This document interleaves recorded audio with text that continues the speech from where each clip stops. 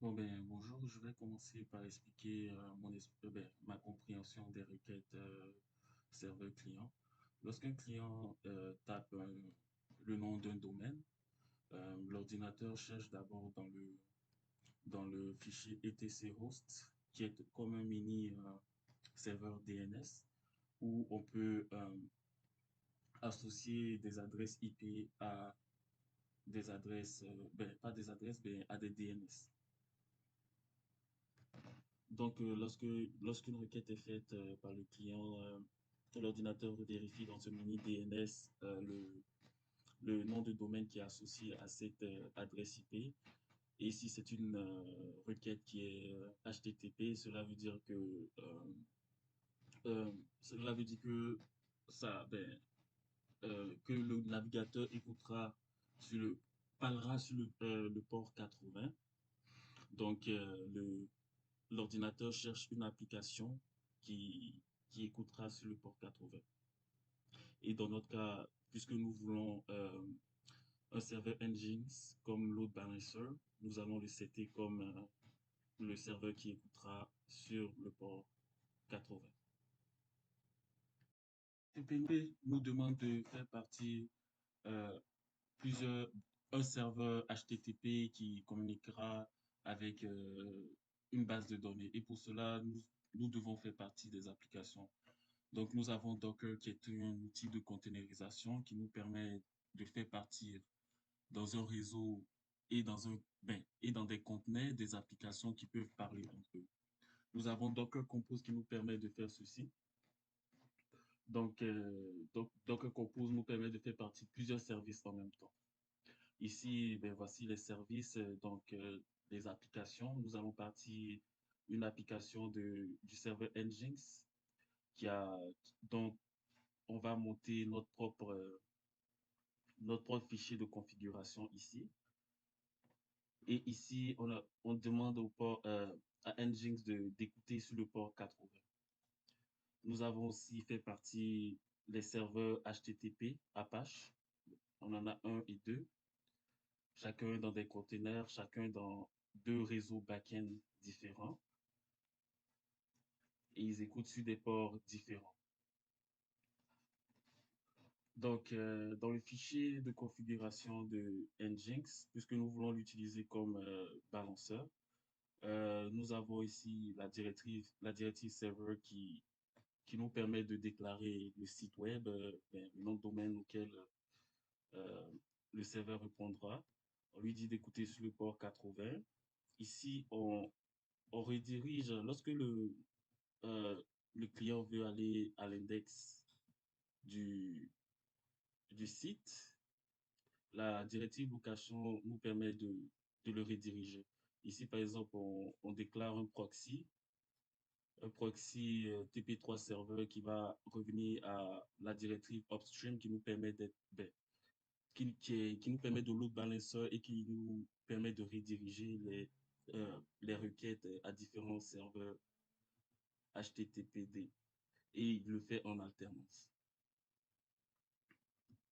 Donc, quand on revient dans notre fichier YAML, on déclare le service Nginx en front-end, bien sûr. Et nous avons les serveurs Apache qui serviront nos fichiers. Donc, ici, on monte notre propre dossier de fichiers. À, on le remplace par le nôtre.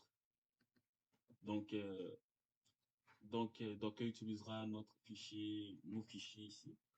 Et plus bas, nous avons déclaré des conteneurs PHP car, euh, car à ce qui paraît, les serveurs HTTP ne savent pas interpréter les requêtes PHP.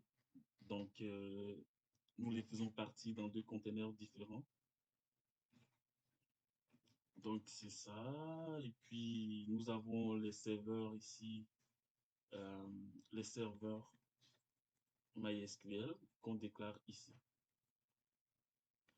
Euh, pour que, pour que les conteneurs PHP et HTTP se parlent entre eux. Il faut modifier, il faut faire des modifications ben, dans les fichiers conf et tout ça. Donc, ce qui se passe exactement, lorsque, lorsqu'un client fait une requête, ça passe dans le DNS local. Ensuite, ça le redirige vers le serveur Nginx, qui lui, dans ses, euh, dans ses configurations, lui dit de passer la requête au serveur HTTPD. Donc, la requête s'en va le, dans le serveur HTTPD. Et lorsque c'est une requête qui demande une page statique, une page normale, une page HTML, euh, euh, ben, le serveur le serveur sert nos propres fichiers HTML. Lorsque un client fait une requête qui demande à communiquer, par exemple, avec une base de données qui demande des pages dynamiques, par exemple, il passe par l'application PHP qui lui communique avec la base de données ou fait ce qu'il a à faire et ensuite renvoie la réponse à- au serveur Apache qui lui sert le fichier statique au client. Donc, je vais faire une démonstration que mon installation fonctionne bien. Donc, pour commencer, on est dans notre dossier de travail. Euh, Juste pour être sûr,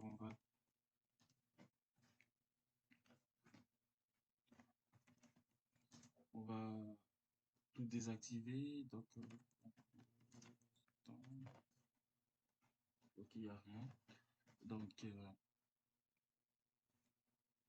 en faisant la commande docker compose A, notre fichier compose YAML va être appelé, va être exécuté et va créer les applications dont on demande dans leur réseau distinct. En faisant la commande -d, on le part en commande en mode détaché. Donc ici, nous voyons bien que tous nos services sont partis. Juste pour vérifier un peu, donc container donc j'ai corrigé l'erreur. Donc tous les conteneurs maintenant sont partis. Donc là, si nous allons sur le site, si nous tapons le DNSTP3, ça appelle les deux, euh, les deux serveurs en alternance. Donc ce qui se passe, le navigateur va chercher dans le fichier etc host. Il voit que c'est le serveur Nginx qui répond euh, sur le port 80. Ensuite, Nginx transfère les requêtes en alternance avec sur chaque serveur PHP, HTTPD, excusez. Par exemple, nous avons une page euh, une page PHP qui démontre que le serveur HTTP interprète bien les, le code PHP. Si nous allons dans le fichier de contenu de site à servir au client, nous avons un fichier index.html. Ça, c'est le fichier à desservir au client. Quand nous inspectons ce fichier,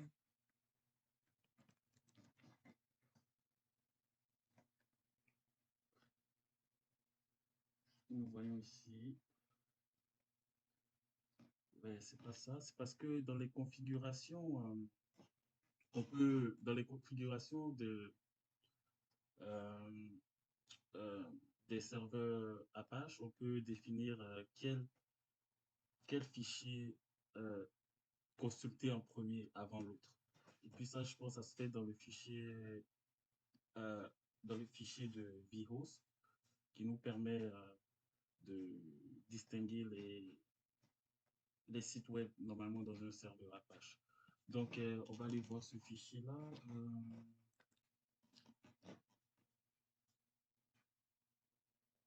Dans ce fichier, vous voyez bien, on voit bien qu'on dit euh, le premier fichier à consulter est l'index.php lorsqu'on consulte le serveur. Donc,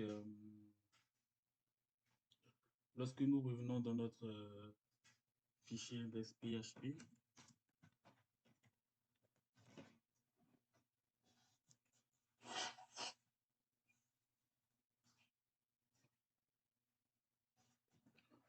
dans notre fichier, nous voyons que nous avons du HTML courant et nous avons ici du PHP. Ici, c'est du code qui nous permet de nous connecter à la base de données, au serveur MySQL que nous avons créé. Et ici, c'est une condition qui nous permet de dire si la connexion a échoué ou réussi. Et normalement, si le, le serveur HTTP communique bien avec la, le conteneur de PHP, l'application, tout devrait fonctionner. Donc ici, c'est exactement ça que nous voyons. Euh, Là, nous sommes dans le fichier MySQL 1.